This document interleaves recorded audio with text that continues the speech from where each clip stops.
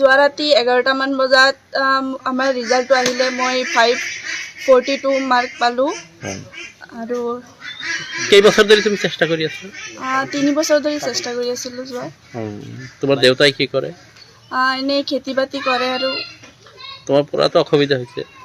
বহুত অসুবিধা হৈছে, ইমান এফৰ্ড কৰা সম্ভৱ নাছিল, তথাপিও সি ট্ৰাই কৰিছিলে আৰু এইবাৰ ইনশাল্লাহ হৈ যাব। আৰু মোৰ ছোৱালীৰ যিটো ৰেজাল্টটো শুনি মই বিশেষ আনন্দিত হৈছোঁ। মানে ইমান কষ্টৰ মাজত মানে অশেষ চেষ্টা কৰি ইমানখিনি আনিছোঁ। তো এটা কথা হ'ল যে অভাৱে আৱিষ্কাৰৰ মূল, যিটো অভাৱত থাকি আমি ইমানখিনি জানিছোঁ এইটো চব ওপৰৱালাৰ দোৱা। আশা কৰোঁ যাতে আমাৰ ছোৱালীজন ভাল কলেজত এডমিশ্যন দিব পাৰোঁ, সেইটো সকলোৰে ওচৰত দোৱা মাগিলোঁ। নথৈ আনন্দিত হৈছোঁ খাদিজা পাৰভিনৰ যিটো পাৰফৰ্মেঞ্চ, যে এইটো গ্ৰামৰ পৰা আজি কিমান কষ্ট কৰি খাদিজা পাৰভিনে আজি নিট মানে ভাল এটা নাম্বাৰ পাইছে। আশা কৰোঁ ভাল এটা কলেজ পাব। যে আমি শুনিবলৈ পাইছোঁ যে সোণ যদি আমি পাবলৈ খোজোঁ, 1 আউন্স সোণ পাবলৈ হ'লে 25 কুইণ্টল মানে কি ক্লেট আঁতৰিব লাগে। আজি সেই কথাখিনি মানে কি ফলৱতী হৈছে।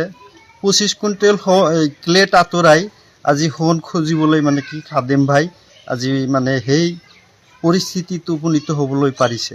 আমি নথৈ আনন্দিত আৰু আগবাঢ়ি যাওক। আশা কৰোঁ ভাল এজন সুচিকিৎসক হৈ আমাৰ দেশত সুনাম কঢ়িয়াই আনক। যে সৰ্বোপৰিতে নিট এক্সাম যিটো ৰিজাল্ট হ'ল আৰু সেই ৰিজাল্টত আপোনাৰ 542 মাৰ্ক কেৰি কৰিছে। গতিকে এইখিনি শুনি মই নথৈ আনন্দিত হৈছোঁ। প্লাছ গভৰৰ মাজত যে পদ্মা ফুলপতে এটা এষাৰ বাক্য আছে আৰু সেইটো অৰিজিনেলি বাস্তৱত ৰূপায়িত হ'ল যে কষ্ট কৰিলে তাৰ ফলটো আমি পাওঁ। আমি আশা কৰোঁ যে খাদিজা পাৰভিনে গতিকে আজি ইমান আনন্দিত হৈছোঁ মই। খাদেম আলীৰ অৱস্থা এনেকুৱা আৰ্থিকভাৱে এইটো ক'বলৈ চকু পানীয়ে ওলাই যায়। সি যেনেকৈ ছোৱালীজনীক এনেকুৱা যোগ্য কৰি উঠাইছে, আজি খালি আমাৰে এটা গৌৰৱৰ কথা নহয়, এইটো আমাৰ কুকিলা উত্তৰপাৰাৰ পৰা মাছপাৰালৈকে আজিলৈকে কোনো ধৰণৰ এনেকুৱা নিট পৰীক্ষাত উত্তীৰ্ণ হ'ব পৰা নাছিল। আজি আমাৰ এইখন গাঁৱৰ এটা সুনাম অৰ্জন কৰি আনিছে খাদিজা পাৰভিনে। এইটো খুবেই আনন্দ লাগিছে যে এনেকুৱা এখন পৰিয়ালৰ পৰা আগবাঢ়ি উজ্বলিছে আমাৰ গাঁওখন।